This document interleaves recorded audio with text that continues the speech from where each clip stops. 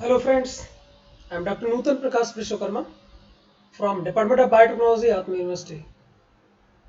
Today I am here making the tutorial for one of the very important chemical compound database, that is actually small molecule database as well, PubChem.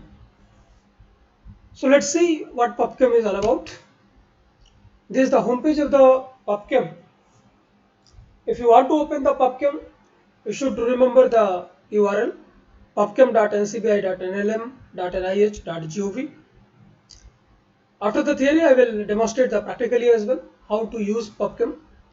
So currently you can see as of today, that is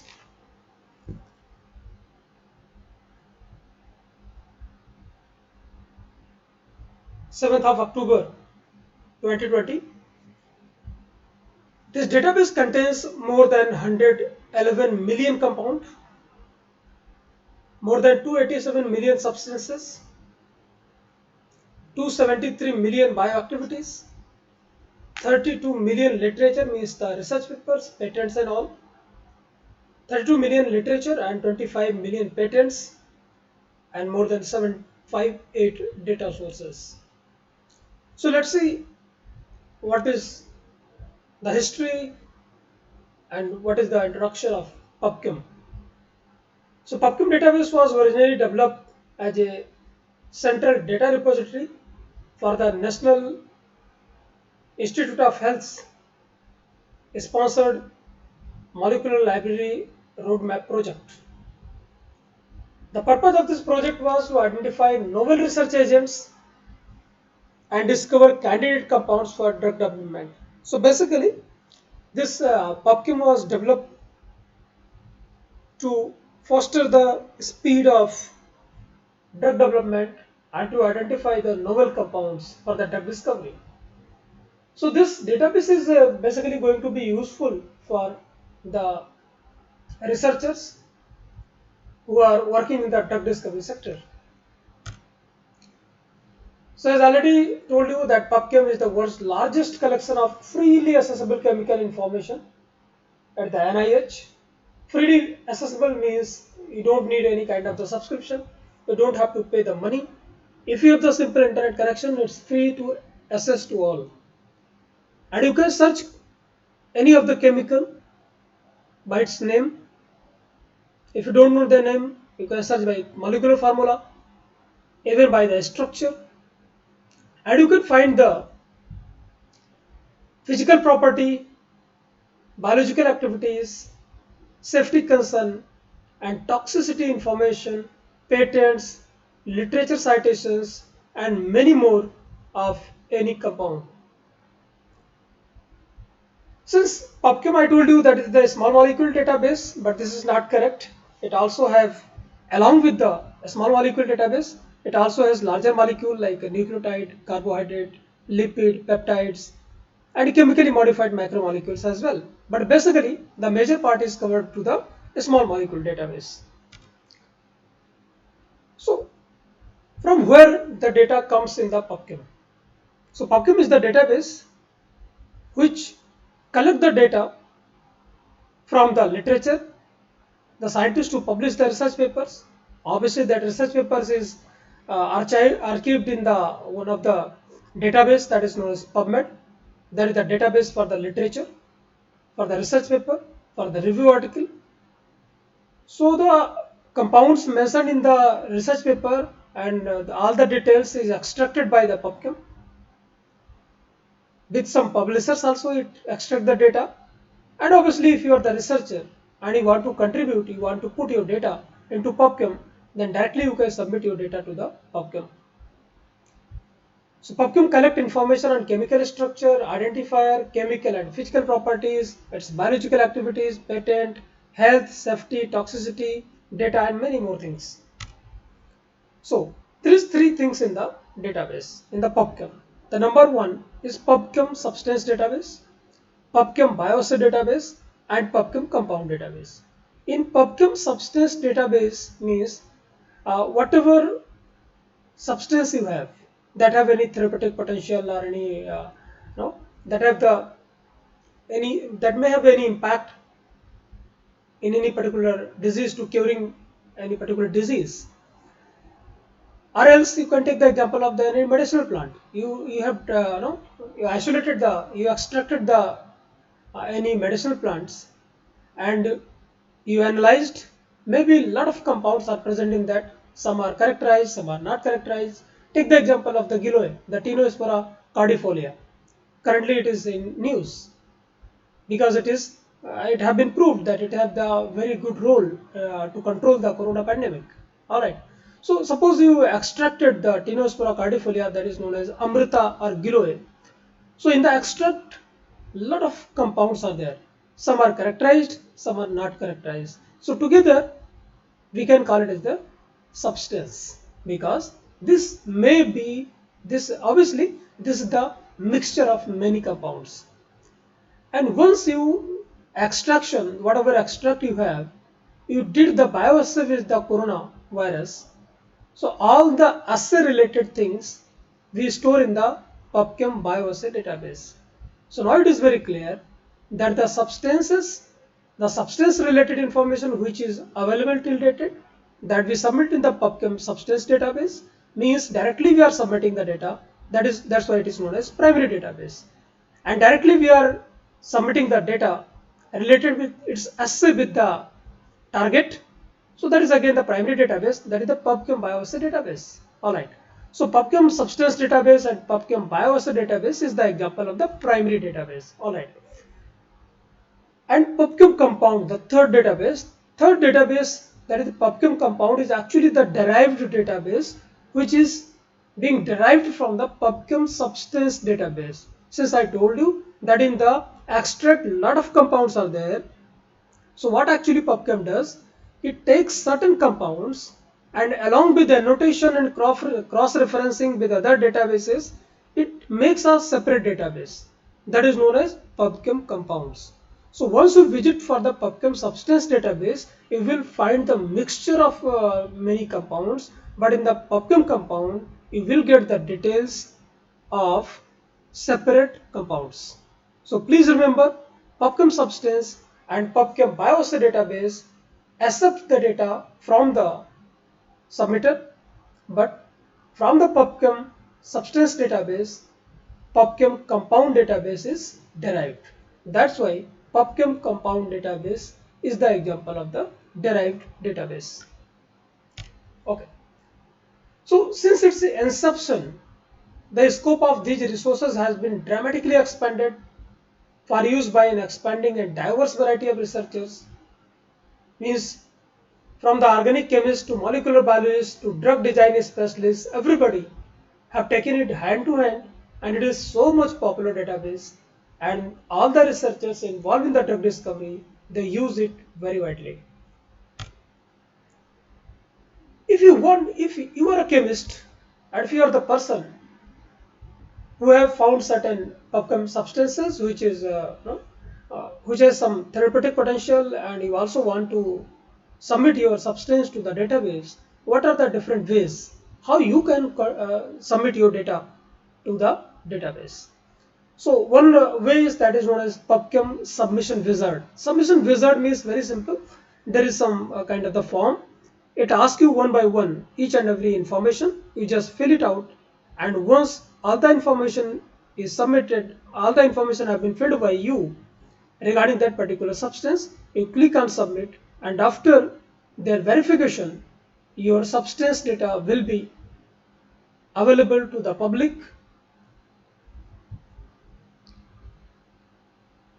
And if you have also done, that is the first way you can submit your data with the submission wizard. And if you have, if you don't want to use them, you can pre-formatted file uploads. You can, if you know the if you know the concept that what are the format, in which particular format you have to submit your data to the database, then you can pre-format and you can make the zip file and you can upload those files.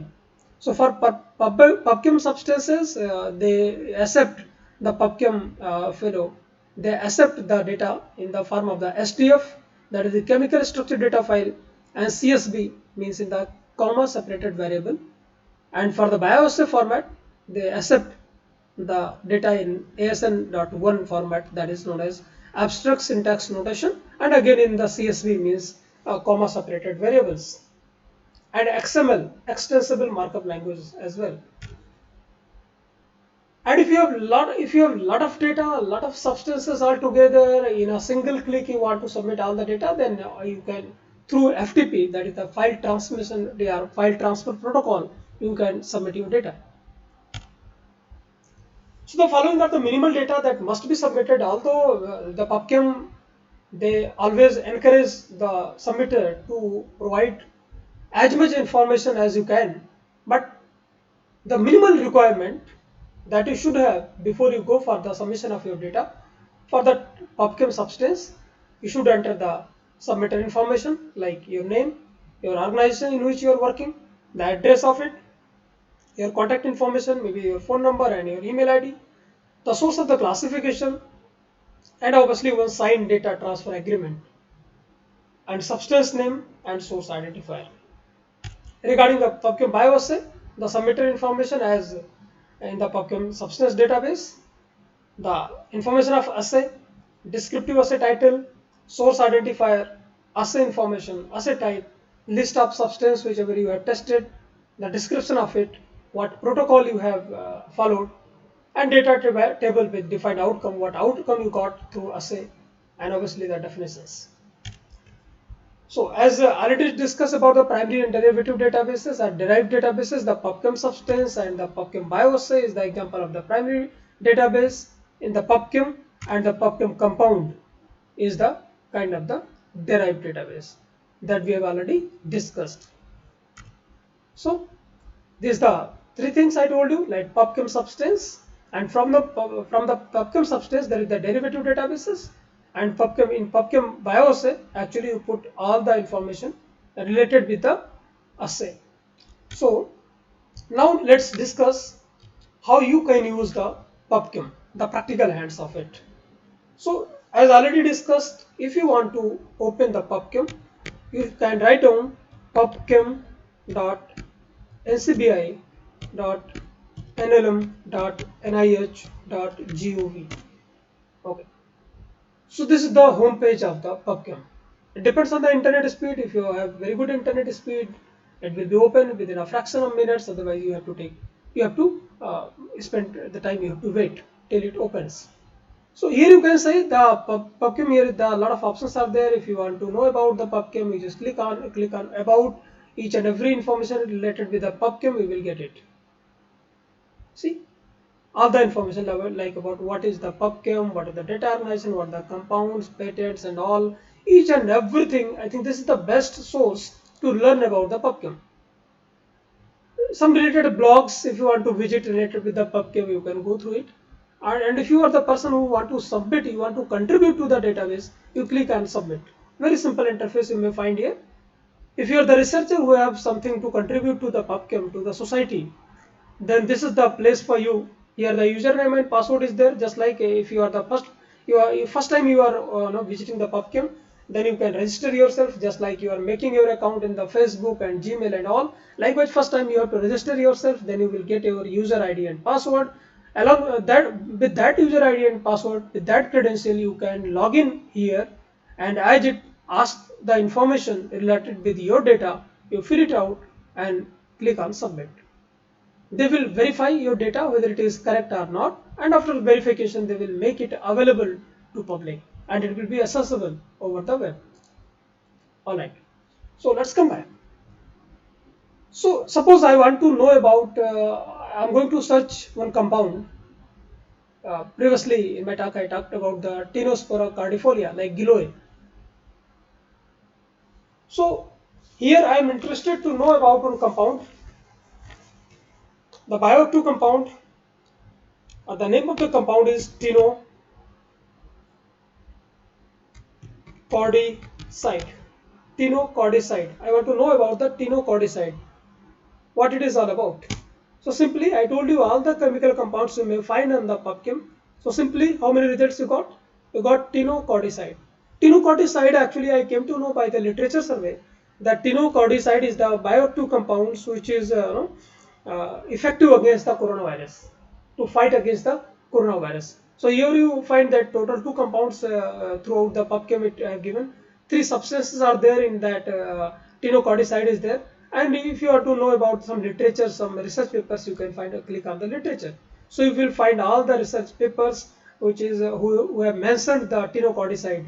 So here you can say targeting COVID-19 SARS-CoV-2 main protease through active phytochemicals of Ayurvedic medicinal plant Withania somnifera fera like ashwagandha, Tinospora cardifolia like giloy, and Osmum sanctum tulsi, a molecular talking study. So this is the research paper. They use the ashwagandha, giloy, and osmum to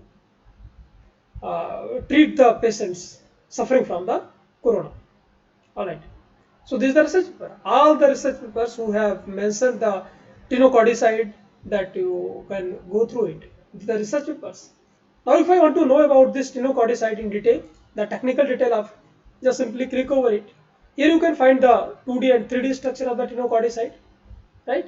This is the molecular formula. This is the synonym, the tinocordicide, and some the name and molecular weight and the date, 3rd October 2020.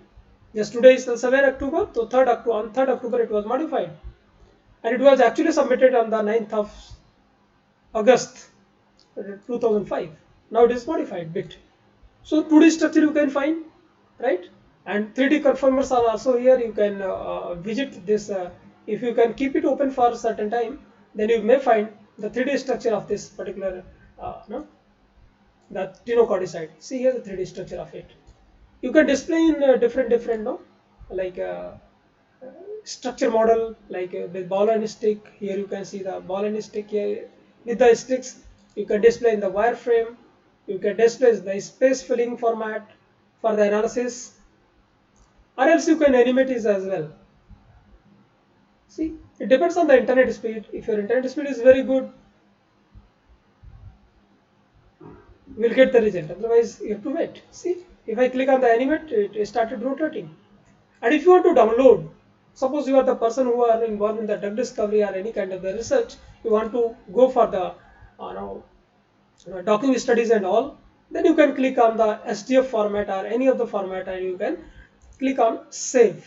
So this particular 3D structure of this particular tinocordicide, you can save in the SDF format, and as per your requirement you can convert in any format like PDP format or any other format, right? So if I want to save it, I can click on save, and the 3D structure of this particular uh, compound will be saved in my computer, and that SDF file I can use for my docking studies or any other studies.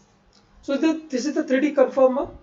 The name identifier, you can see the IUPAC name of it, International Chemical Identifier, International Chemical Identifier key, canonical smiles. We will discuss the smile format and all later on in later lectures. So molecular formula, you can see the synonyms, tinocordicide, right?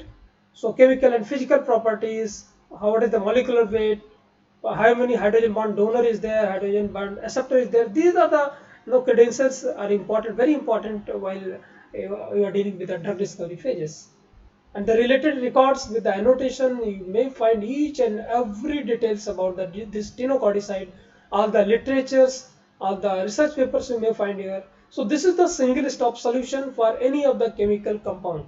So if you are involved in the drug discovery process, or you are involved with any kind of the research, so, and you want to know about any particular chemical compound, this is the one-stop solution.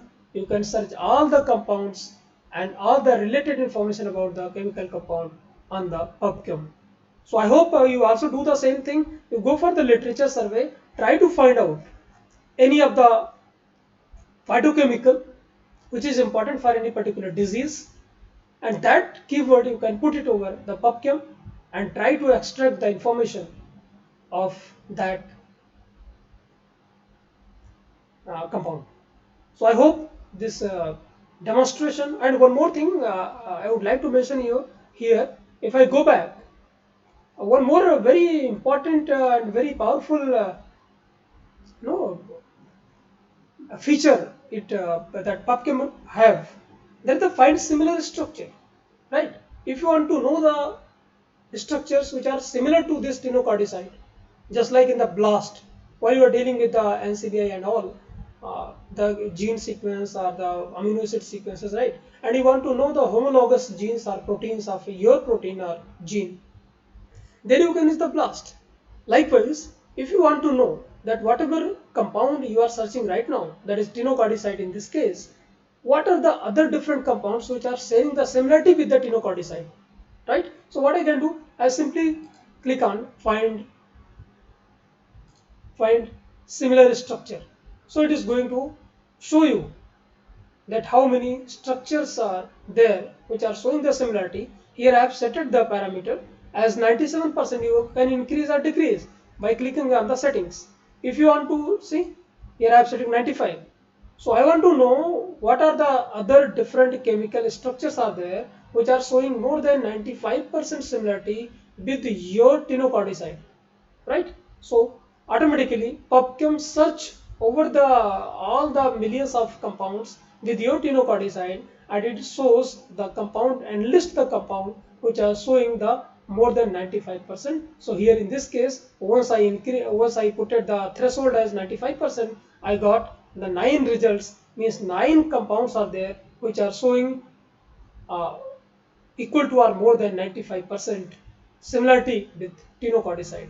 So this also can be used as a, in the drug discovery process. So that's all for in this particular lecture. Here we learn about what is the historical aspect of the PubChem, what is the introduction of the PubChem. There are 3 things: PubChem substance, PubChem bioassay, and PubChem compound. That's all freely available, and you can search in the PubChem by the name of the compound, with the molecular structure, with the IUPAC name, or with the INCHIK. And obviously you can search also, and you can find the related structures, related compounds by the find similar uh, feature. So I think this is all. That's all for today about the PubChem. I hope you like this video and something you learn. If you like this video, please subscribe and share with your friends also. Thank you very much. Have a nice day. Bye.